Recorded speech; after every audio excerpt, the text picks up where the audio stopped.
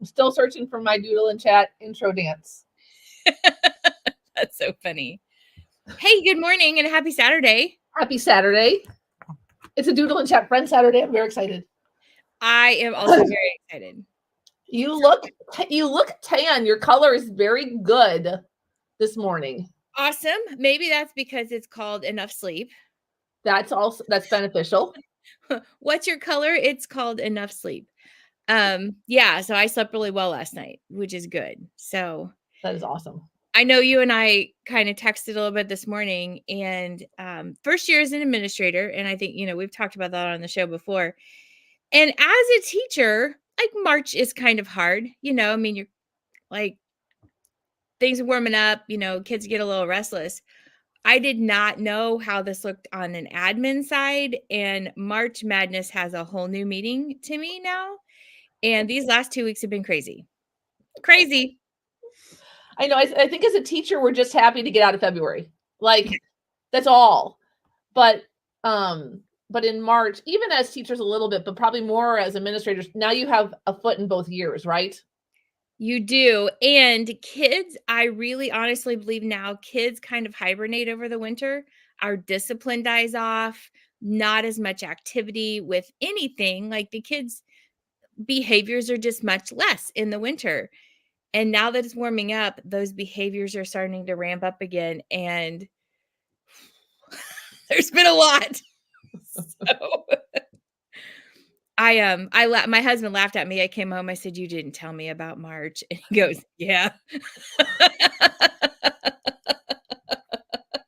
It is kind of weird. And I can imagine in the high school too, because I have 2 high schoolers, but particularly my senior, the world's starting to get really real too, and things are starting to just start to wrap up, even though you still have a whole other quarter left of school, but it's all the planning for the end. So I can see how it would be even more challenging in high school with some of your older students as well. But speaking of high school and high school teachers, let's talk about the guest that we have today. I'm so excited.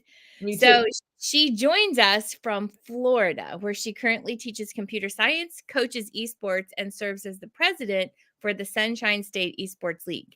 In her over 30 years in education, so first of all, kudos for that. She has also taught elementary, middle school math and science, and high school media specialists. She has attended many ed camps and has been lead organizers for ed camps. She has also volunteers her time with 2 different Twitter chats, both of those so near and dear to my heart. She has a blog where she shares, and it's clear that Tammy wants to support educators and create communities where educators can learn from and support each other. I am so excited to doodle and chat all about Tammy Neal today. Hi, guys. Oh, my gosh. You make me sound like I'm something special. You are. I just do what I do. Yep. I just do what I do.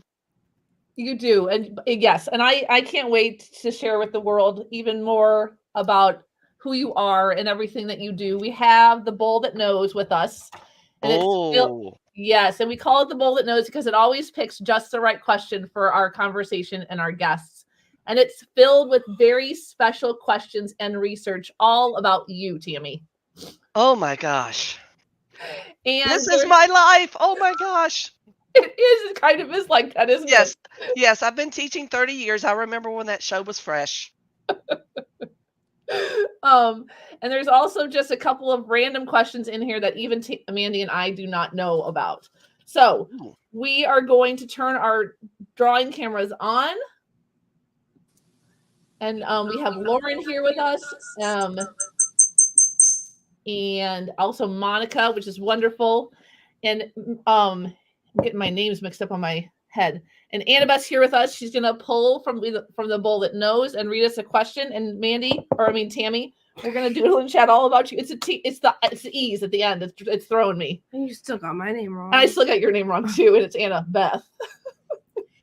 Annabeth, it's okay. I still call my kids the wrong names, and I've had them a long time. It's like, you have no idea. This is my mother. Well, actually, Mandi does have some idea. You ready? I'm ready. Tammy, are you ready? I'm ready. Let's go.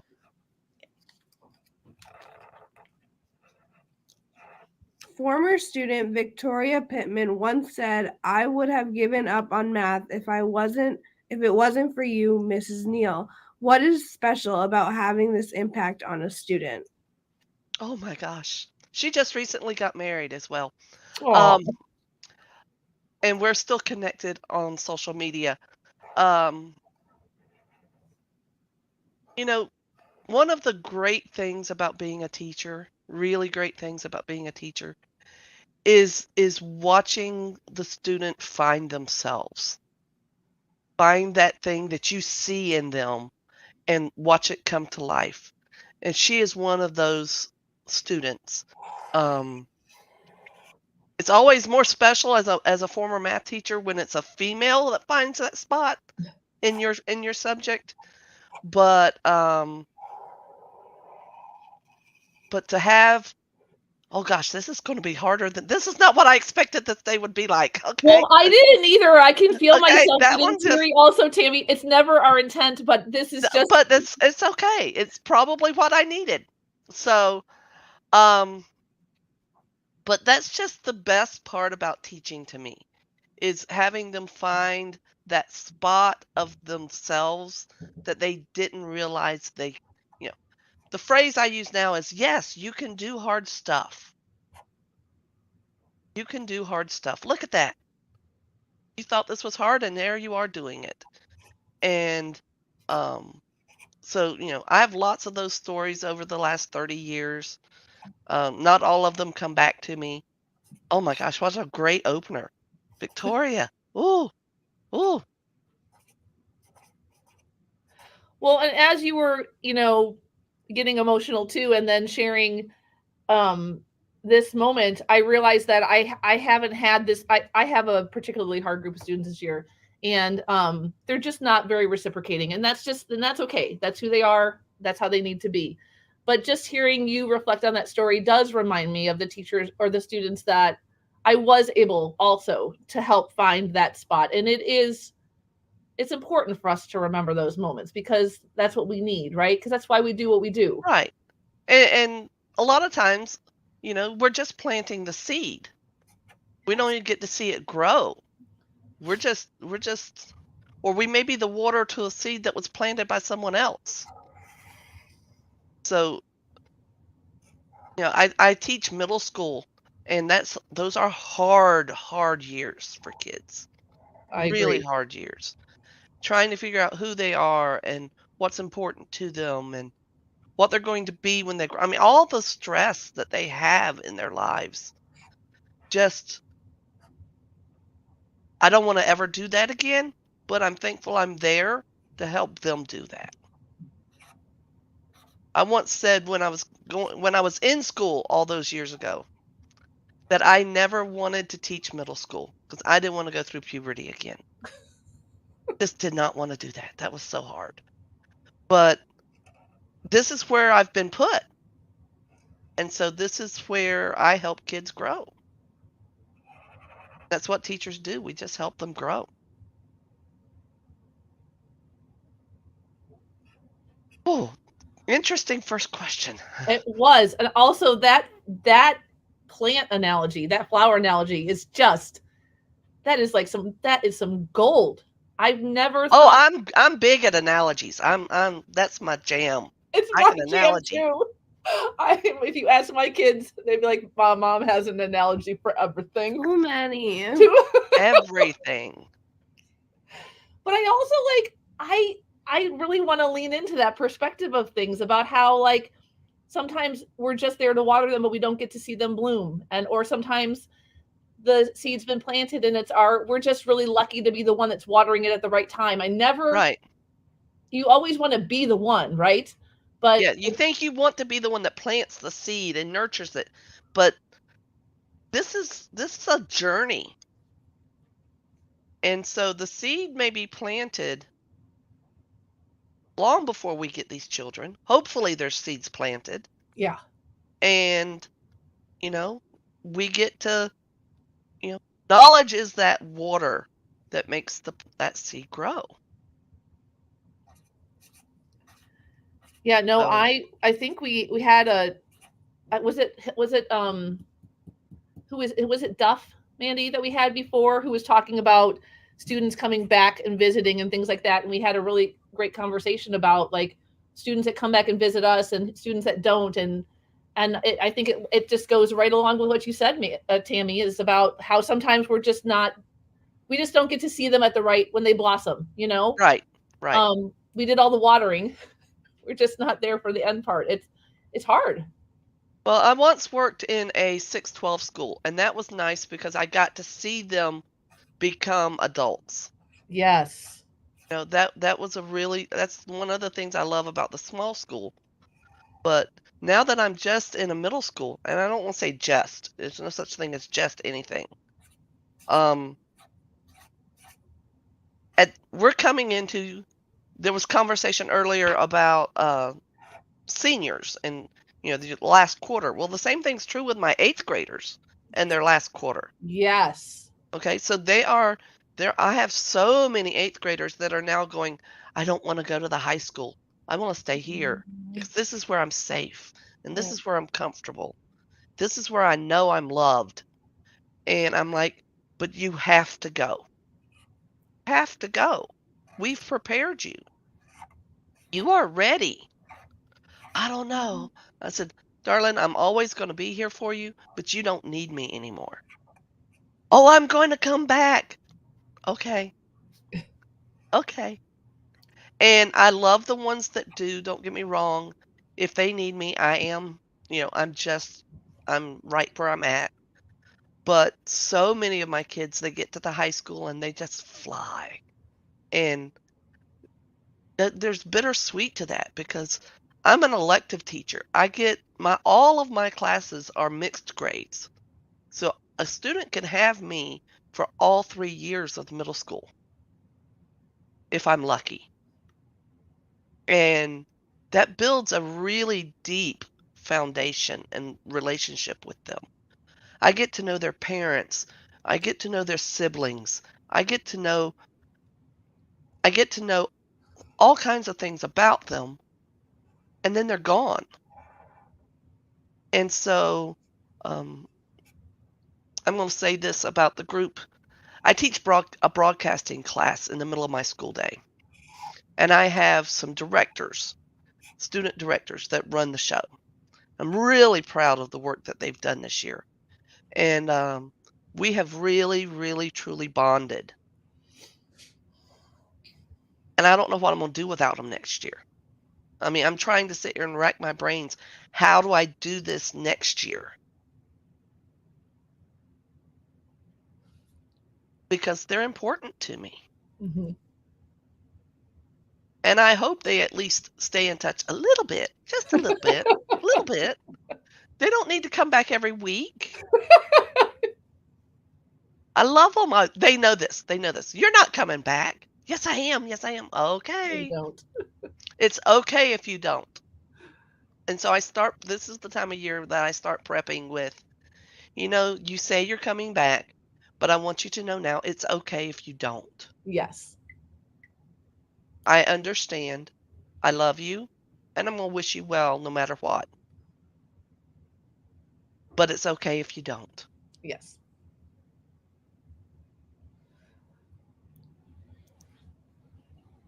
Let's go. Let's see what else the bowl has.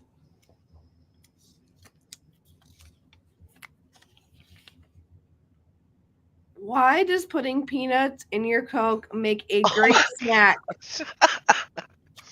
Oh my gosh, you guys have done a lot of research. Holy majoli. Okay, so let me be very, very clear. You can't just put peanuts in a glass of Coke. Oh, it has to be a bottle. It has to be a bottle. Okay? Don't put peanuts in your glass of Coke. It has to be a bottle. It is a snack on the go. Your protein, your salty, your sweet, everything all right there. Yeah, back on my YouTube channel, way back, oh my gosh, years ago, there was even before YouTube, there was a late night conversation. #peanut chat. Trying to explain to someone that it's not boiled peanuts that you put in your Coke. It's the dry roasted peanuts. In fact, one little bag from the Jiffy store and one bottle of Coke, perfect size. And so every so often peanut chat comes back up. There's a bunch of us that I showed people how to boil peanuts. I showed people how to put peanuts in their Coke.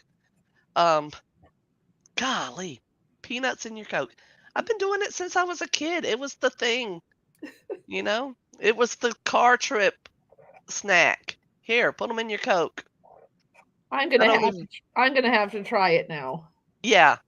Everybody now it's really you have to be careful because the salt in the peanuts will react to the Coke and make it bubble. So you can't just pour them all in. You have to take some time. Got it. But the trick is you quote unquote win if you can drink all of the Coke and not have a peanut left in the bottom.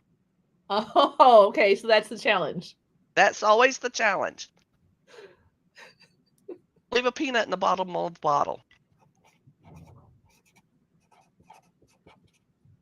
But for me, I can't set it down. It becomes my activity for the moment.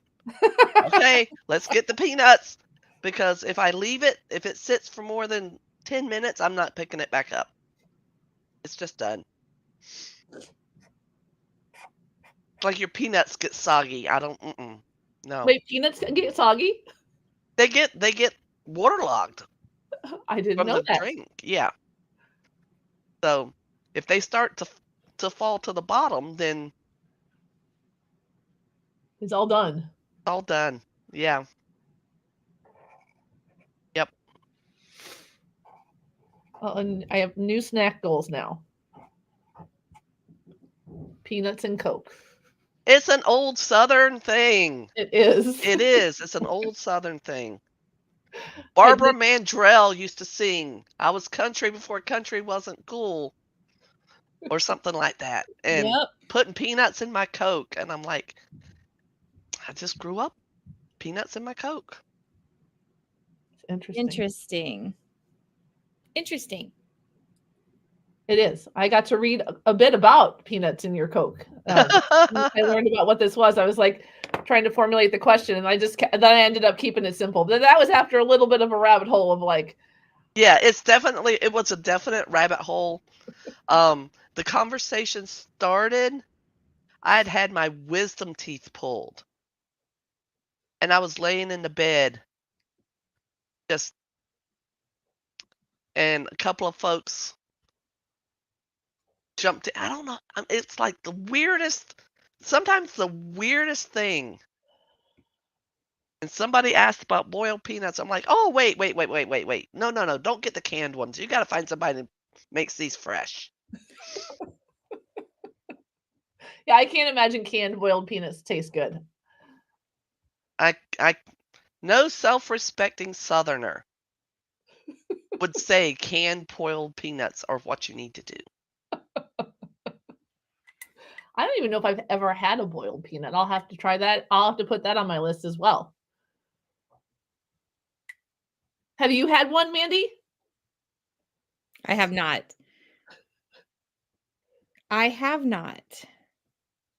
Now, I used to love peanuts in just about any form, so I bet it's really good. But nope, I haven't tried that. That's not. Missouri's too middle of the United States, I guess, for that. Well, peanuts are one of the crops in my neck of the woods. Yes. So we get fresh peanuts down here. And football season, you're going to have boiled peanuts. You're just going to have boiled peanuts. Yep. And, that's the thing that, babies can eat. You can smush them and babies can nibble on them. And I just remember Saturdays, big peanut boil, and all the adults and the kids are just sitting there going, like baby birds. Waiting for somebody to shell the peanut. Don't eat the peanut. So Boiled peanuts. yeah, Interesting. yeah. Something to try.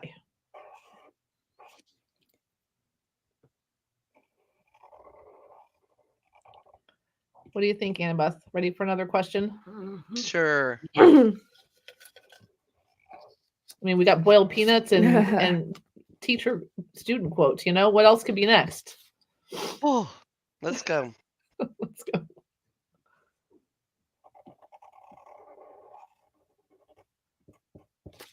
What's wrong with it? There's words I don't know. If there's words you don't know, Yeah. there's hashtags. That's Hashtags I don't know. Okay. Years of hashtag FLEdChat and hashtag RuralEdChat on Twitter and attending over 40 ed camps around the state of Florida have certainly taught you so much about the power of connections. As everything about these types of connections changes, what do you hope will stay the same? The importance of them. So true. So we basically shut down those 2 chats during COVID. We have not brought them back. Mainly because the conversation became very COVID laden, Yeah. and we haven't seemed to be able to get back to, and it's true across all the chats. Agreed. It's very hard to get folks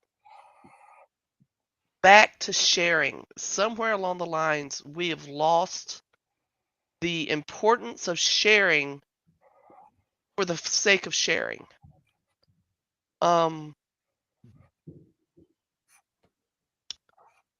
It feels like we're all now out for a side hustle. And so if I don't share it with you, but I can sell it to you, and I'm like, that puts barriers. And to me, we were on our way. Education was on its way before COVID to changing. We were in the process of changing. It was slow, it was steady, but it was from the inside out. And it wasn't anything that the legislation was doing. We were working together. Teachers across state lines, across country lines. We were working and sharing and collaborating and doing amazing things. And suddenly now and I get it, we have to be careful. There's online security and things we have to worry about. But it's become very, very disjointed. And it's like we don't know how to get back to that.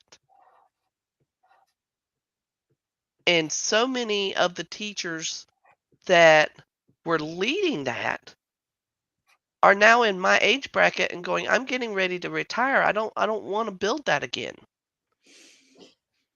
And that the next generation hasn't caught on to the importance of that collaboration. It doesn't feel like.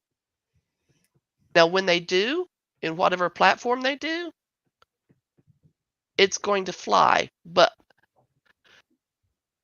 don't get me wrong, I love to sit and watch my share of reels and TikToks and things like that. But that's still one-way communication. Yeah.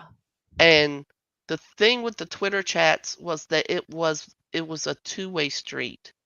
Sometimes it was a freeway, but there was always room for somebody to go, but has anybody thought about this? And it just feels like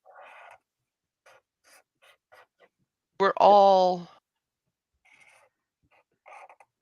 battling the same problem, but we don't want to work together to solve it. I don't know. I think that's the first time I've heard that perspective about this issue, because Mandi and I have gone around and around this. Mandi wrote her dissertation about this exact effect of the power of it, right, Mandi? Yes. Yes. My dissertation was all about how we use social networks to build our own self-efficacy. And I actually did find some relationships between people who use social networks to learn from and their increase in self-efficacy. And not long after that, like, because I wrote my dissertation right at the beginning of the pandemic, and then we It lost just, it. yeah, And we Carrie all and I, isolated in more than just going home. right. Well, Yes. and then just the scope of the change of our social networks. I mean, to be honest, the loss of Twitter, the way that Twitter was, education took a huge hit because I did so many Twitter chats. We lost ed camps, like ed camps kind of died off. And I know Carrie's gone to some. I know some places have brought them back, but in our area, ed camps just aren't happening anymore. I loved going to ed camps. I loved connecting with educators. I loved learning from others and sharing with others. And I think for me, like part of me really misses that, and that was a huge part of education for me, was not only meeting my kids in the classroom, but sharing with others and helping the profession be better. And for those of us who were doing that and then we lost that, like that was a huge loss. Yep. Let's see. 2011, my daughter graduated high school, and I changed districts that summer. And I was burnt beyond. And the young lady that we quoted was in that first class the next year. And I moved back into the classroom from being in the library and had no resources, had not taught in 8 years, not taught math. Had all the state standards had changed. I mean, I was basically a brand new teacher all over again. And didn't know who to reach out to in my district. Felt very much like an island. And if it weren't for Twitter that year, I wouldn't have. And it wasn't that I connected with math teachers per se. I mean, I did. I found some. And I found some math chats that were really, really helpful. If for no other reason, to tell me I wasn't by myself. Mm-hmm. Yes. Teaching is so isolating. People go, but you're with kids all day. You sit with 30 kids that change every hour if you're in middle school or high school. You don't get to see an adult necessarily. Even at lunchtime, everybody's just kind of Breathing. breathing, decompressing, chewing, running to the bathroom, whatever. You don't get that same stimulation that you would in an office where you have an office mate that like I did the previous year when I was the media specialist. I had an office mate and we could crack jokes and talk about the weather and have real food every once in a while. You don't get that in a classroom. And if it weren't for Twitter connecting me to amazing, amazing educators, I was looking in the one ads for anything. What else can I do with my degree? Because I didn't know if I was going to be able to make it. And Victoria and her group of students and them falling in love with what I was doing. And the principal being open to me bringing in ideas that I found. I understand that we need to have research-based teaching practices. I do. But I've been teaching for 30-something years. That's research-based. Trust my experience. Trust me to not be some insane, okay, so if I bring in Legos to teach math with, it's not crazy, it's just different. Yep. And I'm trying something because I need to try something different. And they really did embrace what I was doing. I brought my little iPod Touch and would put video lessons on the iPod because the subs couldn't log into our computers. So I had this notebook with visuals of how to connect everything. And I had a tech captain in each class. I love Your it. job is to put the video on. And my principal walked by and I was gone at a conference, but I was in the room teaching. He was like, wait a minute, I thought Tammy was gone. No, Tammy was still teaching because that's what I had to do. So,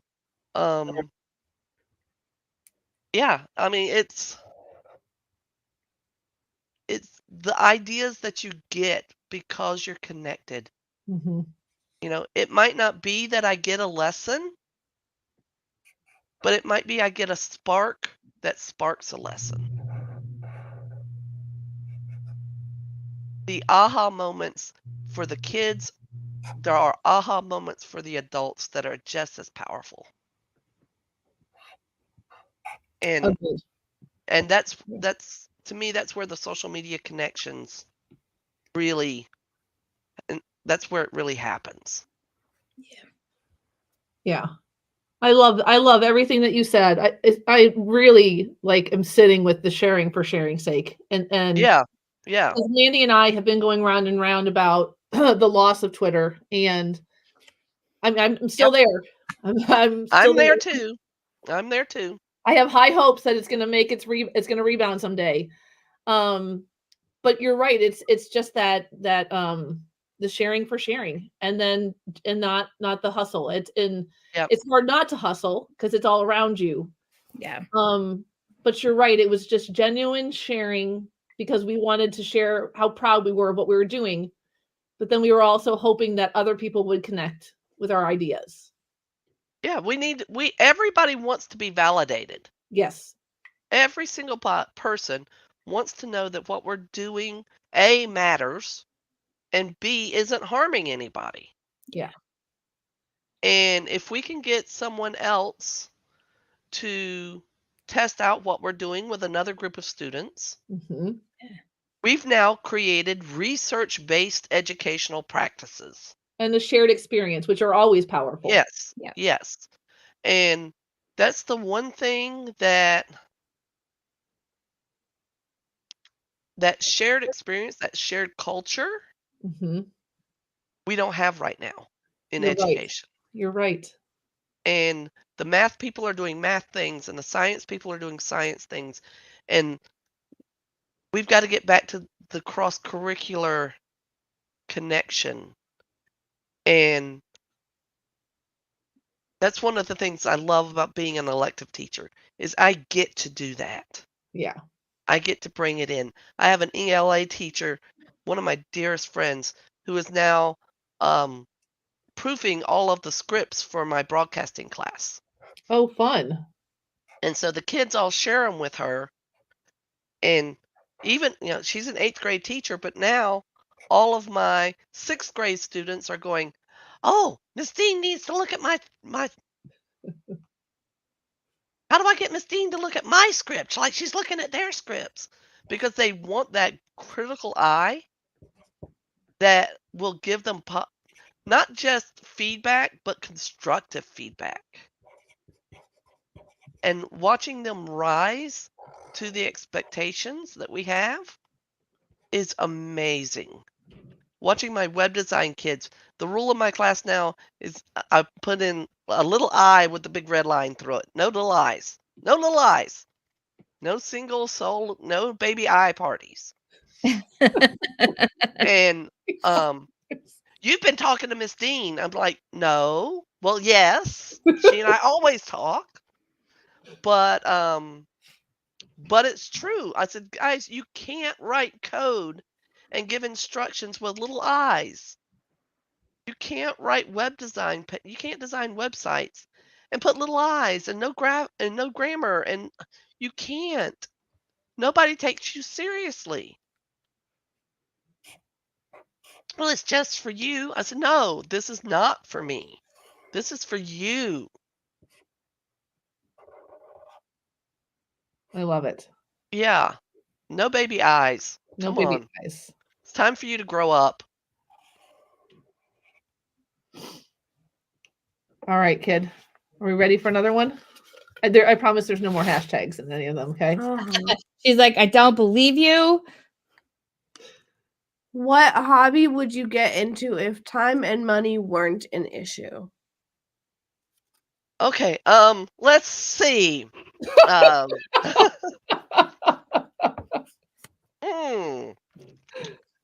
Legos, definitely. I oh my gosh, hobbies. I do everything. I no longer collect scrapbooking supplies. That's a hobby that I gave up. I no longer collect scrapbooking supplies. I do glass pen writing. What is that? Yeah. Yep. What is that? Okay, hold on. Let me pull out my. Where's my glass pen? Because Mandi's answer to this question would be, well, which one haven't I tried yet? Yeah, that's basically where I'm at. I do have a list of things that I would put at the top if money were not an option. Like I have a list. Like we just go. We just go. Like there's so many things. What happened to my glass pen? So do you fill it? So you fill it with ink?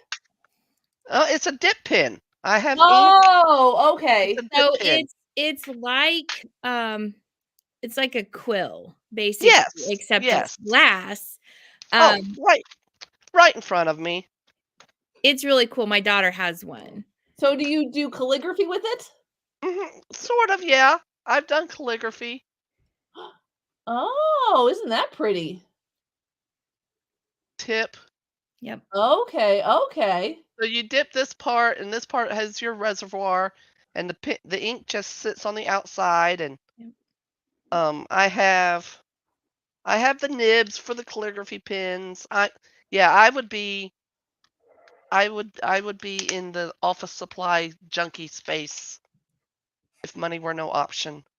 Yeah, I have if my kids and I go to Michael's, which is I have to give them a budget. Like I'm like, we're not going over this amount when we walk out of here today, just so we're clear. Yeah. They're like, okay, mom. Yeah. Because I have a knitter / crocheter, and then I also guilty. I'm there too. And then Annabeth, what is it? What do you call? What do you do? What's it called? What's this stitching thing called? Embroidery. So Annabeth just got into embroidery. Been there, done that. And Me too. Oh, Mandi, I have to send you pictures. She is so good at it. I feel like she's a savant. Like she just it's just like boom, gets it. And then Annabeth also does quilting. Yep. Because Annabeth is a mini me. Okay, I am really good at starting hobbies. I am not good at maintaining hobbies. That's my oldest, T. Okay. However, they have seemed to really land on knitting. They're getting very good at knitting. They just finished their first of one pair of cable knit mittens. Oh, I'm impressed. I am too. I know. Because Mandi's gotten many teary texts from, my kids crying, but Mandi knows that they are because the struggle bus to learn how to knit was hardcore. Yes. And knitting is one thing that I have not been super successful at. So I crochet. Right. But knitting is not, and probably just because I just wasn't willing to put the time in it. Like I didn't enjoy it as much as I did crocheting. And so I knitted a couple of things and said, I'm good. Experience, check, and just move on. So but I do like to crochet. So I'm back into that again too. But if there's a hobby out there that I haven't tried, it's probably on my list to do. Yeah, the Cricut machine is on my list to do, but I already know that it would be for like school stuff. Okay. Okay? It would be for the esports kids. It Yeah. would be, it would be for that. And then as soon as I retire, I'll go, well, what am I going to do with that now? So I've looked at it. I've gone so far as it was actually in my buggy at Hobby Lobby. And I went, yeah, but I just want to do a t-shirt, and it's going to be a $600 t-shirt. That's right. And I'm like, I can't do that. Oh, but you can. Because then you have a friend, Mandi, who can make you t-shirts of whatever you want. Yeah, okay. Let me be very, very careful how I say this. Every friend that I know, no, not every friend that I know. There are a lot of friends who have Cricut machines, who make t-shirts, who sell them, who want me to be part of their cottage industry. And I'm like, no, I love y'all. I'm glad you're there, but I am not a cute little t-shirt person. I'm not. That's okay. Do I wish I were? Yes, I wish I could be. But I'm not a cute little t-shirt person. They just don't ever land right on me. I get it. I do. I would be making the Gary Brooks ones with the flip up tags, Yep, that would be me.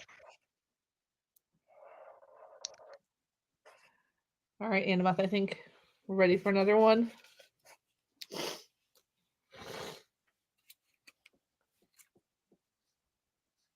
In 1991, the World Wide Web and the first web page were launched, and you started teaching. Today, devices are in every student's hand, and you are an esports coach. What is your favorite part of the technology changes you've been a part of? Oh. Well, number one, it's easier to maintain my grade book. Isn't that the truth? Oh my gosh. I don't know how many of these teacher groups I've gone into and they're complaining about my grades won't sync. And I'm like, please. Just don't type them in by hand. It's so much easier. I'm like, how many times this week I've said that? Just go type them in. Just go type them in. It's fine. darling, I was teaching when we had to handwrite the report cards. My first year teaching, I was at a private Christian school in Gainesville, Florida. And we were handed our first set of paper report cards. Nobody told me what to do with them. So I took them home with me. I just knew I needed to keep them safe because I needed to know where they were in 6 weeks. Well, that was Friday afternoon, November 8th, 1991. November the 11th, 1991 was Monday, Veterans Day. We had the day off of school. We woke up to a phone call telling us our school church, because it's also where we went to church, had been burnt to the ground. Lost everything. I was the only teacher that still had their report cards. Everyone else had put them in the school safe. Of course they did.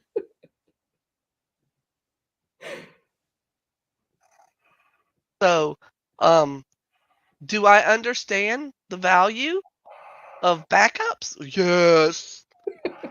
But am I also thankful that that my whole career has transitioned through, and now there are even assignments I don't even have to grade myself and they're just automatically there? Right? I mean, there's a part of me as a teacher that goes, but I need to see what my kids did. Them taking an electronic test, even though I'm a computer science teacher and I get the value and the advancements and all of that, there's a part of me that wants to see the, I was taught test how to go in and look and see if you're how to validate the test questions. I don't do that if I'm doing an automatically graded, here you go. I don't know. There's still a big part of my teaching that's very old school. I'm with you. As many advancements that I've made in my classroom in terms of making learning more accessible to students, I find myself equally parts going back to printing out a piece of paper, putting editing Well, marks on it, giving I'm that to students to do. It's just there's just some things that are just still good that work, Yeah. Well, I'm not a paper person per se. I'm bad with paper. Oh my gosh, I'm bad with paper. Yeah. Don't hand me a note. Don't hand me a note. Send me a note. Send me an email that I can star and send to myself 17 times. Forward it to your other emails so that you don't forget to do it. Yes. There's that email, and then there's that email, and then there's that. When it gets to that one, I know I have to deal with it. Yeah. But oh my gosh, I mean, if somebody had told me back in 1991 that one day I would be running esports across the state of Florida and that we were playing on computers and that Atari 2600 was going to be a big deal one day, I would have saved it, you know? Dang. Somebody could have Right? just told me that. Right. But oh. But to watch the group of kids that enjoy esports Yeah. is an amazing gift that I get to give myself. Do they drive me crazy? Yes, 100% every day. And every single day I look at them and I go, why? And every single day I look in the mirror and I go, why? And every single day some kid goes, did you see my backflip? And I go, why? Yes. Watching kids at all levels walk into a room and go, I didn't know you played. Watching kids, it's not just the game. Yeah. A lot of people think that we're just playing video games. Yes, there's video games, but there's also strategy meetings. And my school, I have a group of middle schoolers who what's called shoutcasting. They call the game live. I love it. And I have middle schoolers who run the backside of that. We're the first middle school shoutcasting school in the state of Florida. And we've been doing it now for almost, we just finished up. Let me think. I gotta think about classrooms. How many classrooms have I been in? 1, 2. This is my 4th year of us having student shoutcasters on esports. And watching students who now have to try out Oh, I love to be it. on the shoutcasting. Students who I'm like, are you sure you want to do this? Because, you're really quiet. Yeah, she was really quiet till she got on the microphone. Yay, we found your thing. Miss Neal, all I want to do is run the equipment in the background. Great. You do the transitions. Oh my gosh, she let kids come on and off stage. Nobody ever saw them move their chair. It was beautiful. And I get to help spread that across our state and around our country. And I am so ever thankful that it has turned into what it is. Really am. I love it. You found your spot. Yes. Yes. That didn't exist when in 1991. It did not exist. Crazy. Yeah. Yeah. I think we have time and room for one more question. For question.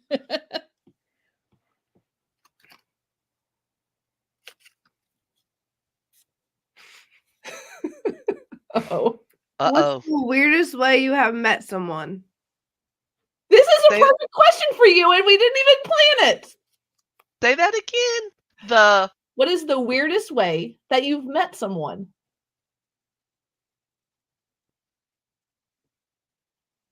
Gosh, there are so many weird ways. Well, between Carrie and I not really knowing how we met, Yes. okay, there are a lot of really important people in my life that I don't know how I met them, including my husband.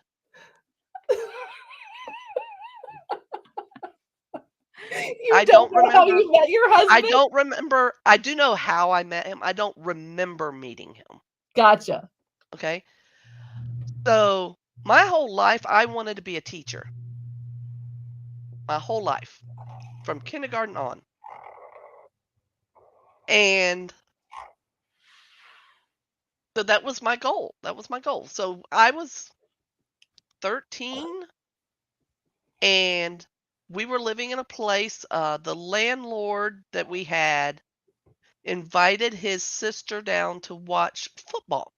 So back in those days, if the University of Florida football team didn't sell out, then there were blackouts and you couldn't watch the game if you were in a certain regional area.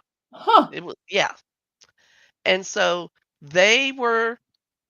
his sister lived in the house that I'm in now. Spoiler alert. And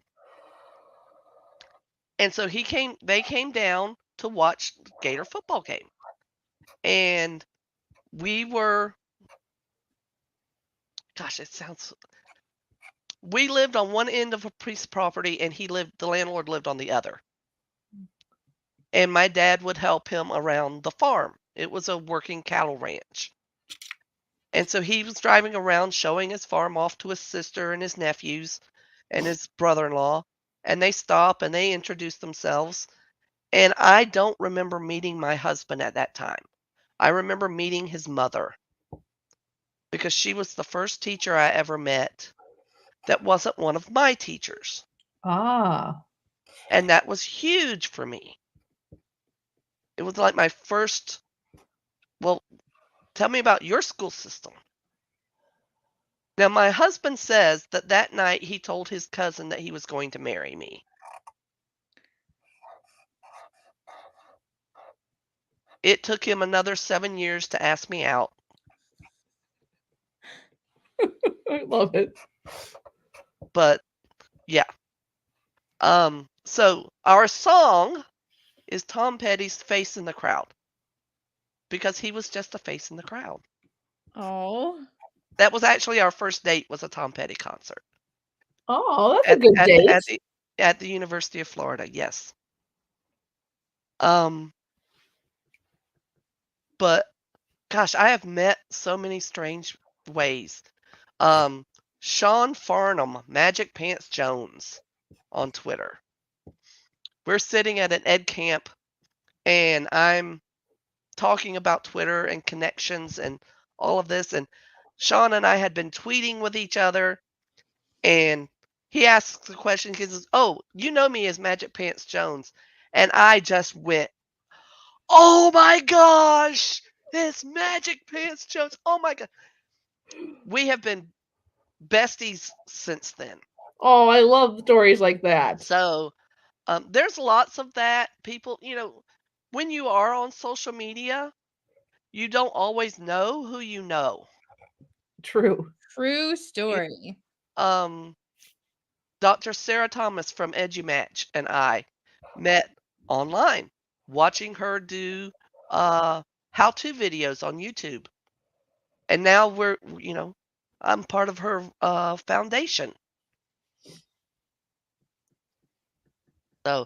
So many,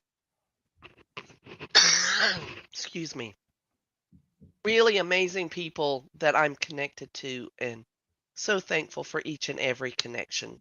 Everyone means so much. Well, I can't think of a better way to end our talk all about you, our chat all about you, because all the learning about you, the people that I got to get some information about you from, and just connections are what you do. Making people feel special and connecting with them is just something that always comes up when your name comes up. It really does. And we can't thank you enough for being a part of Doodle and Chat today. This was just everything that I needed. Such a wonderful person, and just an even more wonderful educator, Tammy. Thank you so much for Thank today. you. I have enjoyed the conversation. Good. We're going to zoom in on our drawings and show everybody them, and then we'll wrap up. Oh, I love the color, Mandi. Try to throw some in today. I'm not done. I'll go back and add a little bit more before I post it. But oh, your Coke is good. So fun. I'm still blown away by the flower analogy and the sharing for sharing. Those are my like 2 nuggets of Tammy that I'm going to take away that I just hardcore. Good stuff.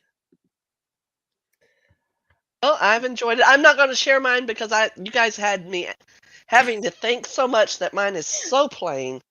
It is okay. Unfortunately, that's also part of our plan, is to, just keep you thinking and, being part of all this. Thank you so much again for being a part of this. If you were with us and you were here with us, drawing along with us and listening to all of the awesomeness about Tammy, please snap a picture of your Doodle and Chat and share it out on your favorite social media platform using hashtag Doodle and Chat, so that we can show everybody all the fun that we have here every Saturday morning. And then we've got a 3 Doodle and Chat with Friends month this month. Next week, educator Jamie Housley joins us next Saturday, and we're so excited for that as well. Thank you, everybody, and have a great Saturday. Bye, guys.